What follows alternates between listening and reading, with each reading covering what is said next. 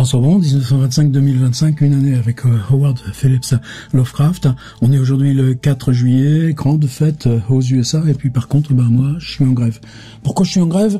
Vous voyez le PDF là du 4 février, il y a quelque chose qui me heurte complètement, et dans le petit agenda 1925 et qui me heurte dans la lettre qui l'accompagne. Moi, j'ai besoin aussi de tester mes cloisons, mes frontières. Donc aujourd'hui, en grève. Alors en grève, et pourtant, une question qui revient plus que souvent là, donc quand je fais mes petites propulsions là concernant là, cette exploration du 1925 Diary, le carnet de 1925 et ce voyage qu'on fait au jour le jour à 100 ans près exactement de Howard Phillips Lovecraft, c'est toujours mais Lovecraft, moi je connais pas, moi Lovecraft ou par quoi commencer ou dans quel ordre le lire. Alors cette question, j'ai pas trop envie de m'en mêler. La question de la lecture est plus générale. C'est pour ça que là, l'autre jour, on avait ça. J'avais mis une transcription là de ce texte très impressionnant là de soixantaine de pages de Lovecraft qui s'appelle Suggestions pour un guide de lecture. C'est-à-dire comment organiser le fait même de lire à l'intérieur de sa vie, en fonction de l'écriture et puis en fonction de ce qui compte sur le travail à l'intérieur de soi. Ça règle pas la question. Alors, j'ai pris, là, les 9 petits volumes points qui sont mes propres traductions. C'est pas toutes mes traductions. Par exemple, j'ai un autre petit volume Rêve dans la maison de la sorcière que j'aimerais tellement voir intégré ici. J'en ai d'autres comme la musique d'Eric Zahn, il faudrait prononcer, que je vais pas intégrer là, alors que je m'en sers très souvent. Enfin, en tout cas, j'adore le lire publiquement avec Dominique Pifarelli en particulier. J'ai aussi rassemblé dans un petit volume. Ça s'appelle 3 histoires new-yorkaises avec Horreur à Red Hook qui me pose beaucoup de problèmes justement pour ces mêmes raisons là de la grève d'aujourd'hui, et une histoire par contre qui me paraît totalement centrale qui s'appelle Lui, qu'on va bientôt voir Lovecraft en direct écrire dans le carnet 1925. Alors ça, j'espère bien qu'avec Point, la collaboration va continuer. Vous savez que ces petits volumes sont vendus 7,20 €. Comment il est pris celui-là? Imprimé en France, 10, 20. Celui-là, il n'y a pas le prix. C'est imprimé P6, P7. Vous voyez, ça dépend de l'épaisseur. Tu as des livres qui sont P6, P7, 6,50 €. Celui-là, P9. Alors, P9, je sais pas combien ça vaut, mais ça doit être à peu près dans les mêmes trucs. Celui-ci, il n'y a pas P9, mais il est à 7,20 €. Ainsi de suite, ainsi de suite. En tout cas, c'est une somme sur laquelle moi, je touche des droits d'auteur. Figurez-vous que je touche 4% sur chaque volume. Alors, qu'est-ce qui est étonnant là-dedans? C'est qu'il y a l'appel de Cthulhu, qui est probablement le plus connu de Howard Phillips Lovecraft. C'est important parce que l'appel de Cthulhu a déclenché des jeux de rôle. Et ces jeux de rôle ont, je dirais, servi à établir la légende, ou en tout cas l'effectivité de Lovecraft dans l'histoire littéraire. C'est par les jeux de rôle qu'il y avait une réception extrêmement forte avec Cocteau, tout ça, dès les premières traductions de Jacques Papy sur des textes amputés, mutilés. C'est pas Papy qui en est responsable du tout. C'est que tout simplement les textes qu'il avait à sa disposition étaient déjà des textes simplifiés, etc., etc. On en a parlé, ça c'est une autre question. Mais l'appel de Cthulhu, pour moi, c'est un triptyque évidemment qu'on connaît tous par cœur. Et évidemment, pas possible de se dispenser de le lire. C'est très court.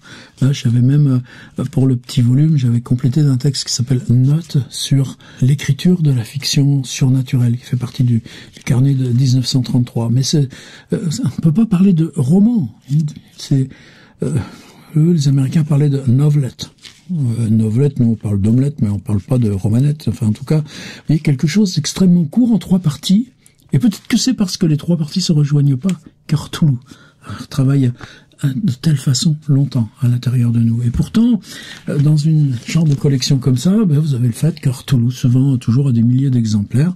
Et tant mieux, parce que moi, sinon je pourrais pas faire le blues si tous les ans il n'y avait pas le petit rappel du point. Wow, chouette. C'est pour ça que j'espère bien qu'on va en continuer à publier d'autres ensembles. Mais pour moi, Cthulhu, c'est pas forcément la clé de voûte de l'édifice. Alors comment commencer? Par quoi commencer? Ce volume, quand on a commencé le projet, j'avais traduit, plutôt je me concentrais sur la grammaire de Lovecraft. Pas la grammaire en tant que syntaxe, sur la grammaire de l'imagination. Cette grammaire d'imagination, c'était un très beau titre de livre d'un Italien, Gianni Rodari, dans les années 1970. J'avais pris une suite de nouvelles qui étaient ensuite au format Weird Tales, souvent une vingtaine de pages. The Outsider.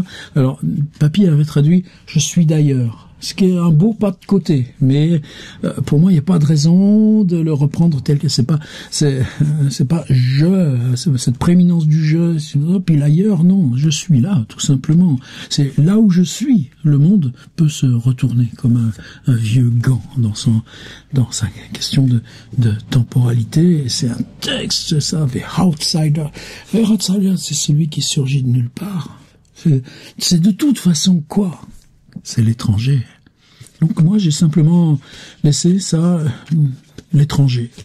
Alors aujourd'hui, quand j'adore le lire en public, de toutes conditions, et quand je me fais une perf avec l'étranger, c'est très court, ce format, comme ça se lit en 24, 26 minutes, choses comme ça. C'est-à-dire, ça te laisse aussi le temps du corps pour aller te balancer dedans. Mais tu le lis, chaque mot devient un monde quand tu l'avances. Alors je prononce plus le mot l'étranger quand je le lis, je dis outsider. On est tellement lesté de chansons de Bob Dylan, etc. Alors ensuite il y a Dagon, et Dagon c'est une histoire tellement symbolique de Lovecraft. C'est on émerge, c'est-à-dire le niveau de la mer baisse, mais ça c'est un thème qui est déjà dans la Bible. Il y a une espèce d'île qui surgit, dans cette île, il y a des espèces de ruines, et puis c'est tout. Il y a un univers immense, tout l'horizon, c'est de la boue, il y a toujours cette allégorie du naufrage, de la perte qui est là, et puis là, dans cette ruine, quand tu descends, il y a quoi? Et ça, c'est Dagon, c'est un texte qui est, je dirais, séminal chez Lovecraft. Il est de 1919, 1921, par là, je vais pas réviser pour faire ce petit truc. Mais j'ai l'impression que ce qui comptait pour moi, en faisant ce volume Dagon, c'était de chercher ces histoires qui, pour Lovecraft, ont été le surgissement de thèmes, et ensuite tu reprends ces thèmes et tu peux en faire des choses beaucoup plus longues, beaucoup plus complexes, comme dans l'abîme du temps. Mais ce sera toujours cette première figure qui émerge, parce que c'est l'accès pour toi à la fiction. Et dans cette époque-là, sa proximité avec Edgar Poe lui donnait aussi, par exemple, d'exigences pour la prose poétique. Et des nouvelles comme ça, importantes. Alors là, dans le caveau, c'est un truc, c'est quasiment une farce, donc ça faisait un petit peu une alternance. Le Temple, justement parce que là, c'est au mois d'août 1925, une histoire de 1923, mais sur cette fascination, cette symbolique là pareil, du naufrage, mais là c'est un sous-marin allemand de la Première Guerre mondiale là qui va s'en aller vers la mort. Et puis cette histoire là où là pour moi on trouve vraiment aussi ce qui signe pour moi Lovecraft. Je dirais il y en a deux, une qui s'appelle Le Chien et l'autre L'Innommable. Alors, innommable, j'ai gardé parce que c'est le mot anglais, et c'est le même mot qu'utilise Samuel Beckett, l'innommable. Ce qu'on ne peut pas nommer, point. Alors, il y a plein de traductions qui cherchent à faire des variations, là.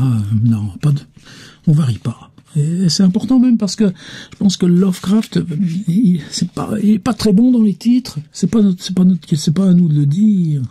C'est que dans les revues, tu dis, ça, c'est une étiquette. Ce qu'on ne peut nommer. Pourquoi? Ben, parce que si tu essayes de t'en approcher, et vous savez ce qui arrive, enfin peut-être pas, mais en tout cas vous pourrez le lire, vous voyez, dans le petit paquet là. Pareil, ça met 20 minutes à lire à voix haute. Et celle d'avant, The Hound. Alors vous connaissez la chanson de Elvis Presley, Hound Dog. Et il y a aussi le chien des Baskerville de Monsieur Conan Doyle avec Sherlock Holmes. L'élan de la peur, le molosse qui se jette sur toi. Alors là, tu peux dire molosse. Mais quand je vois des traductions qui s'intitulent le molosse, le bolosse, le colosse, le badass, le molosse, non, ça me va pas. C'est parce que justement c'est quelque chose de très proche, de très ordinaire. C'est un chien. C'est un chien qui dévore. Il dévore qui? Ben, ceux qui s'en sont pris aux morts. Et ça fait Hound. C'est une des histoires, j'allais dire, les plus gore, mais c'est pas à ce moment-là, parce que c'est du gore, mais dans une dimension de poésie, de vieux cimetières, et d'ailleurs, nous eûmes bientôt épuisé le frisson de Baudelaire et de Huysmans, même s'ils restèrent pour nous, à la fin, l'excitant le plus direct pour nos expériences surnaturelles et nos aventures personnelles. C'est à la fois terrible, ouais, mais c'est Baudelaire et Huysmans qui donnent à Lovecraft son élan. Et vous savez que ça, c'est question de lecture et son rapport à Baudelaire ou à tout ça, on l'explore dans l'agenda 1925. La ville sans nom, Fenheim, c'était une des plus belles.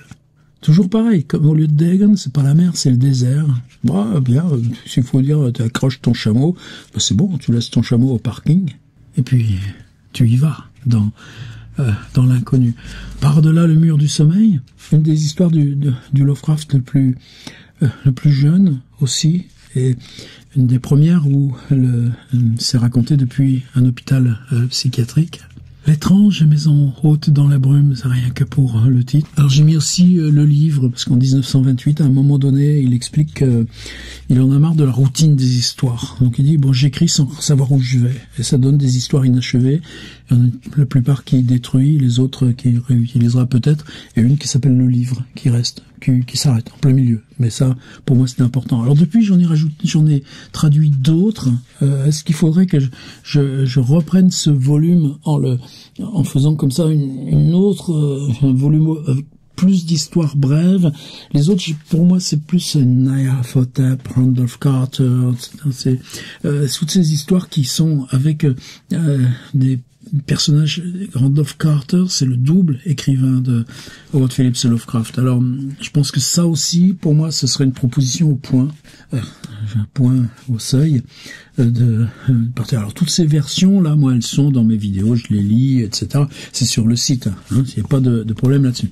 Alors, sinon, il y a toutes ces suites de récits. Alors, sinon, il y a une autre catégorie, et là, c'est pareil, le format de Weird Tales qui conditionne qu'elles aient été publiées dans Weird Tales ou dans d'autres magazines, c'est donc par exemple du point de vue éditorial, il fallait en mettre 2 pour faire nos petits opuscules, puisque nos opuscules, justement l'idée c'était ça se vend 6 balles et puis ça fait 120 pages. Alors on les a mises par 2 alors qu'a priori il n'y a rien à voir. Alors par exemple celle celle que je préfère, celui qui hante la nuit. Celui qui hante la nuit, c'est Prospect Park, juste en haut de Providence. J'en ai parlé récemment aussi. Et tu aperçois tout au loin, dans le downtown, une espèce de clocher qui surnage là du labyrinthe de la vieille ville. Et à force, tu veux aller chercher ce clocher, et plus tu en approches, moins la ville te laisse t'en approcher. Et évidemment, on finit par le rejoindre. Et l'histoire, et pour moi, c'est peut-être une des histoires les plus violentes, les plus symboliques, les plus archétypes de Howard Phillips Lovecraft. Ouais, alors, celui qui hante la nuit, The Haunter of the Dark. Et comme s'il s'agit de Providence, et qu'il s'agit de choses comme ça, directement liées à la peau de la ville, ça aurait pu être aussi la musique d'Eric Zahn.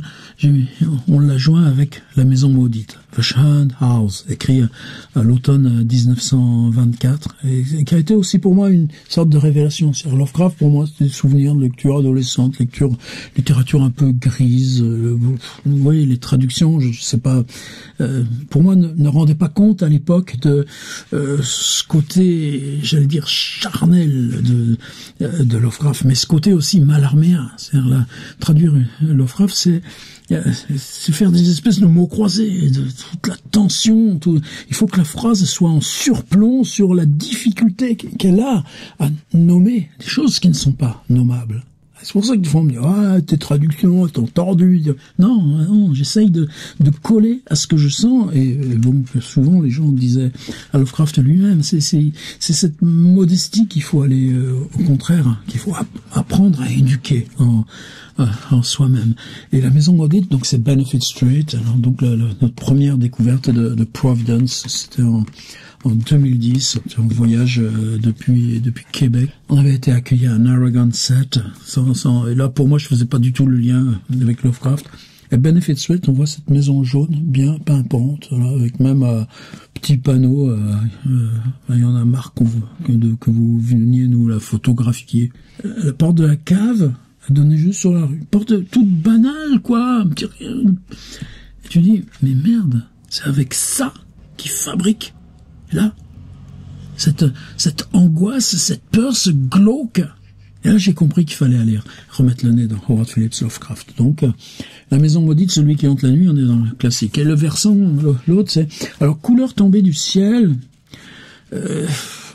color out of space, je dirais, pour moi, oui, évidemment, tu traduis ton truc. Pourquoi et comment c'est devenu une des histoires les plus symboliques de Howard Phillips Lovecraft, j'ai pas la solution.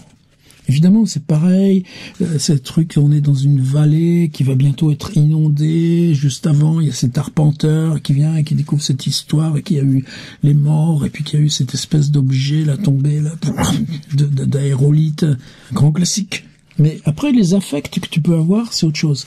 Alors que par contre, The Thing on the Doorstep, alors, traduire le monstre sur le seuil. Non, c'est pas un monstre, The Thing, c'est un mot extrêmement banal.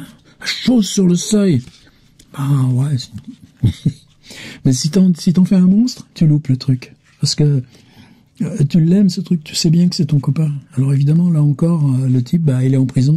On dit, pourquoi t'as tué ton copain? On va comprendre pourquoi. Mais il y a des passages complètement dingues sur ce truc de changement d'identité. Tu te transfères, tu passes d'une identité à l'autre, et tout est fait sur cet échange constant de jeu d'identité sans jamais rien t'avouer. Alors pour moi, The Thing on the Doorstep, la chose sur le seuil, là encore, si tu veux commencer Lovecraft par quelque chose, commence donc par celle-là. Et tu verras après si tu peux rester indépendant à Lovecraft. Alors, j'allais dire, il y a les livres longs, Ténèbres sur Innsmouth, ouais, c'est plus long, 130 pages, et c'est d'un bloc. Et pour moi, c'est forcément un livre majeur. C'est peut-être celui que j'ai le plus de plaisir aussi à traduire. Encore, c'est pas ça le critère. Lovecraft revient du Vermont, il a voyagé 4 mois. Il s'arrête dans une ville qui s'appelle Newburyport, vieux port de mer, mais où il venait enfant. Et sa surprise, c'est que là, retrouvant cette ville, après, il n'était pas passé là depuis au moins 15 ans, il a trouvé, pas à l'abandon, mais les pêcheries marchent plus, la pêche est tombée en ruine, on en est là juste après la grande dépression, enfin, en pleine grande dépression. Il rentre à Providence, et là, il y a quelque chose qui repousse, à peine il est rentré, qui reprend le bus dans l'autre sens. Et c'est quelque chose, ce voyage au bus à l'époque.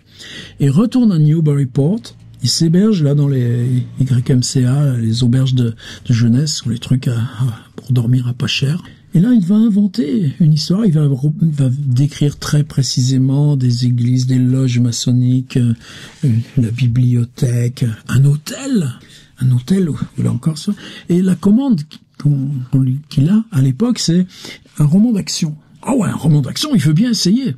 Et là, on a le chapitre 3 et le chapitre 4 qui seront un bout d'action au milieu. Mais pour arriver à l'action, Lovecraft, est-ce que tu peux écrire hors de toi-même?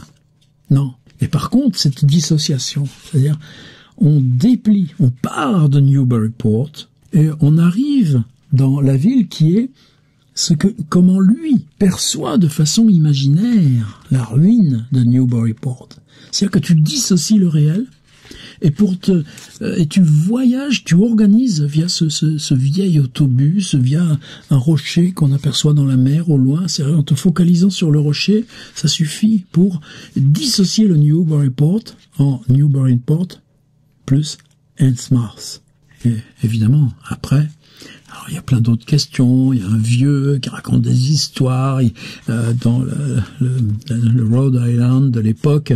Il y a tout un tas de dialectes, encore autant de dialectes qu'il y avait de ces communautés immigrantes européennes et qui chacune a gardé son vocabulaire parce que rien ne se mélange. Alors est-ce que tu traduis comme Balzac fait le baron Nothingen qui porte allemand dans le livre, ou si tu fais simplement une petite disjonction, enfin voilà. Donc ça, mais Innsmouth, quel plaisir.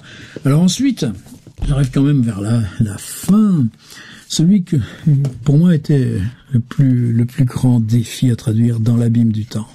In the Shadow of Time. C'est un brave prof de droit. Bah, tu peux pas mettre en cause, il est trop bête pour inventer quelque chose. En plein cours, alors qu'il fait le même cours tous les ans depuis 30 ans, il s'arrête. Amnésie. Amnésie totale. Et 4 mois plus tard, il retrouvera plus ou moins la mémoire, et c'est en retrouvant cette mémoire qu'il va être confronté à des souvenirs enfouis de ce qui lui est arrivé pendant ces 4 mois où il a été séquestré dans une période extrêmement loin dans le passé, mais dans une espèce de bibliothèque avec des gens de toutes époques de son propre passé ou de son propre futur. Tandis qu'un personnage extrêmement mystérieux s'était saisi de son identité pour apprendre, en le dissimulant, sa propre outsider, sa propre étrangèreté à la ville ordinaire de Providence. Quelqu'un avait pris sa place pour comprendre cette époque étrangère. Ça veut dire que par rapport au temps présent, passé, futur, ouais, mais quand tu as au moins 16 ans, le futur exprimé depuis le passé, ou réciproquement, le travail sur le plaisir de jouer avec la syntaxe pour rendre compte de toutes ces facettes du temps dans un récit qui, lui, est totalement linéaire et prenant. Allez, vous voulez vous lancer dans Lovecraft? Prenez l'abîme du temps, dans l'abîme du temps. Alors, j'avais pas prévu, alors il y a des choses plus volumineuses. Il y en a en particulier 2. Une qui s'appelle l'affaire Charles Dexter Ward. J'en ai un bout en traduction, là, puis ça m'a un peu... enfin bon, je vois maintenant avec Gallimard qui a sorti ce Pléiade avec des gens qui connaissent rien, mais rien à Lovecraft. Et bon, si, c'est des bons anglicismes. Oh là là, parfait, irréprochable. Mais c'est un Lovecraft neutre, c'est du robinet tiède, non? De toute façon, ils ont fait un bouillon, leur truc. Ouais, mais l'artillerie Gallimard, c'est qu'après, tu sors les folios et tu déclines toutes les traces du truc. Donc, en gros, toi, avec tes petits machins, tu remballes, quoi. Bon, c'est pas grave. C'est bon.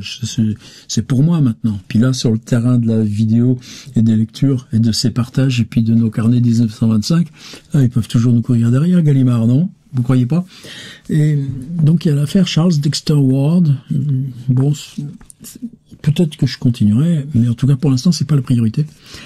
Et l'autre chose, pour moi, inéluctable quand on voyage avec ou dans Lovecraft, c'est At the Mountains of Madness. C'est l'Antarctique comme fiction, poème.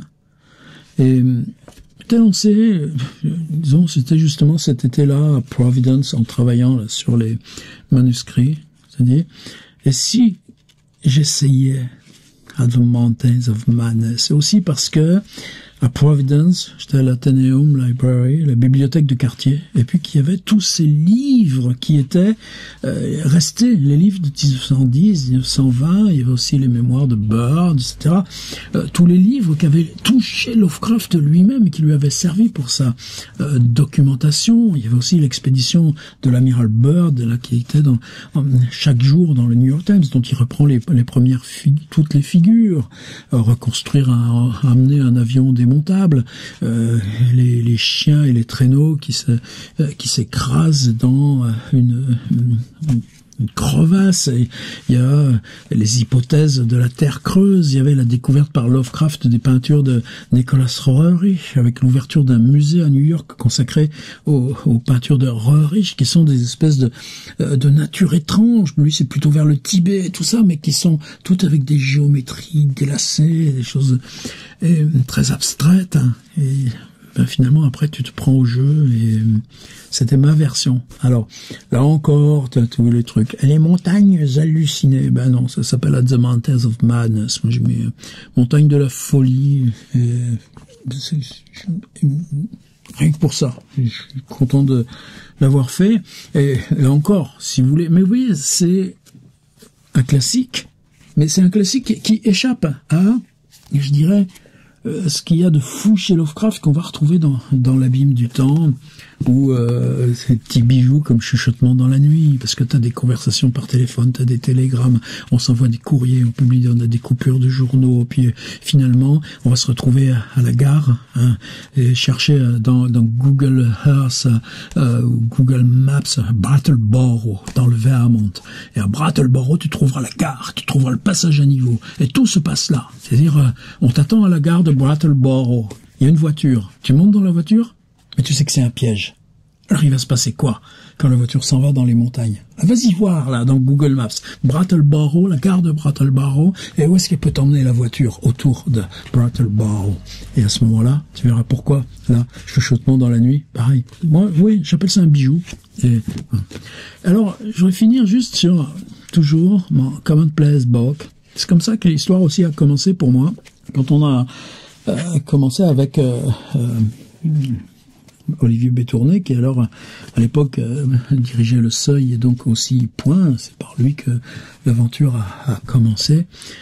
Moi, j'avais découvert donc à Providence, où je venais pour travailler sur le 1925 Diary, ce petit classeur cousu par Lovecraft lui-même, qu'il appelait Commonplace Book.